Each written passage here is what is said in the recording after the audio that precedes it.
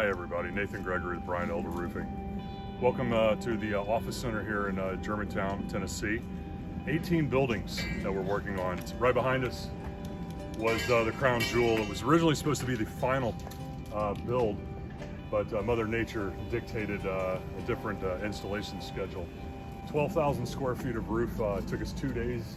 We have the Owens Corning Oak Ridge True Depth shingle in driftwood, coupled with a ridge vent system, synthetic underlayment, ice and water shield at all of the valley's roof to wall transitions. But this is a great project to have behind us. We have 10 remaining, and it has been a lot of fun working here with all of the different tenants and trying to get everything coordinated with them.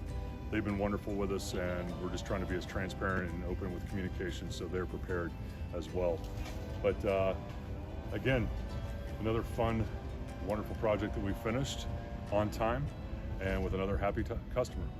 Look forward to seeing you out there again.